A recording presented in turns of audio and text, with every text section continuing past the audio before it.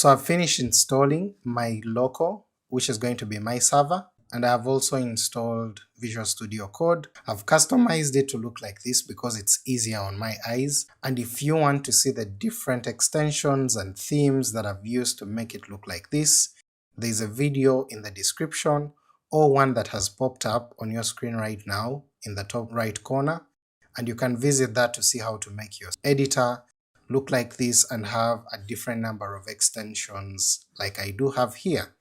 So let's go back. We're going to create a new site which I am going to call domains. I'll click continue, or you can actually choose the advanced. After creating this, you'll see that it's going to be called domain.local in my browser. I'll click continue, and here you can customize what version of PHP you want to use. I'm going to go with 8.0. You can use any of these servers, it doesn't really matter. And then for my database, I'll choose 8.0, which is the latest. And I'm doing this to try to make sure that my code is more updated and it will work with different servers. So I'll click continue, and then I'll say this is going to be called domains as a login name. I'll just add a default password, and I'll say let's add the site.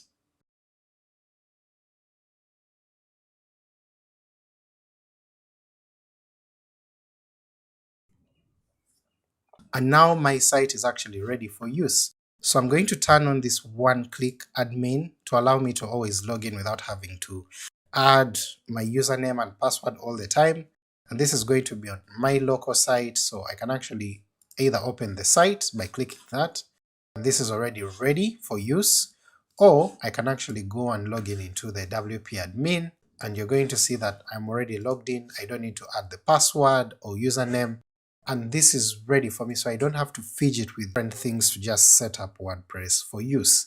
So this is how we set up for development, or how I ideally set up for WordPress development, and then I can go check the plugins. We have nothing installed in here, and we're going to start creating our own plugin. What I'll do is open up my editor, and I'll open up my server. I'm going to click to go to site folder, and what I'll do is just drag and drop these domains in here because it's my domain folder.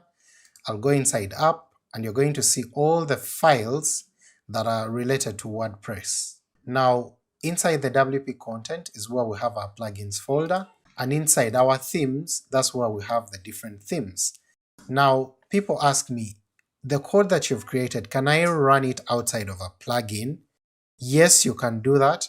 You can actually use your themes functions.php. For example, my current active theme is the 2023 theme. So I can actually go in here and create a functions.php file, and this is a place I can run all my PHP code. But the problem is that I might want to change a theme, and when I do that I lose functionality of the code that is inside here. So in preference, I always check out and say, is this code that I'm going to write, is it going to make my site just look better? Then that goes into the theme. But if it is something that's going to create a new functionality altogether, I would rather create a plugin for it. It doesn't matter whether you have 1,000 plugins on your site will run well. The problem is, if your plugins are poorly written, then those can slow down your site. But the other advantage that you do have is that if you write a plugin, you can be able to just click it to deactivate it or activate it, and then you will have the functionality. So since we're going to create a domain searcher, I'm going to create a new plugin called domain-searcher, and inside here I'm going to create a new file called domain-searcher.php, and this is going to be the file that we are going to use to create our plugin. Now if I go back to plugins here and reload, you're going to see that there is nothing showing that we have a new plugin. But WordPress requires us to just write this PHP line, and then we're going to have comments in here, different comments that will actually highlight that this is a plugin. For example, we can have plugin name, and we're going to call this domain searcher. I just need to spell this right. I'll save this. When I go back to my code and reload, you're going to see that now we have this thing called domain searcher in here, and we can actually activate it. And when we activate it, nothing is going to happen really because we've not written any particular code for it, but we are able to have this plugin in here.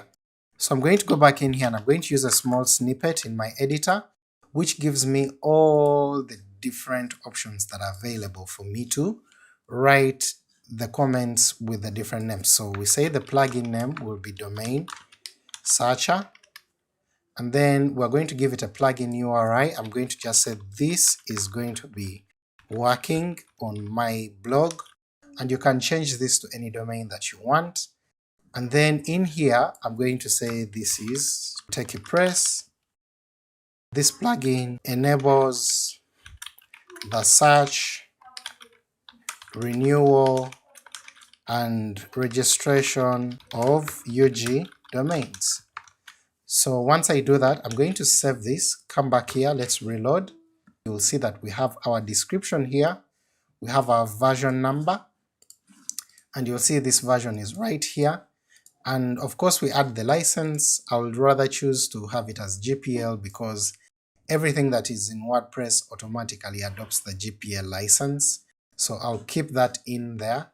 And what I'm going to do here is say this is going to be domain-searcher, and I'm just going to prefix this with my name so that we don't have any clashes, let's say in the future, with someone writing a plugin that is similar and we're having issues writing this.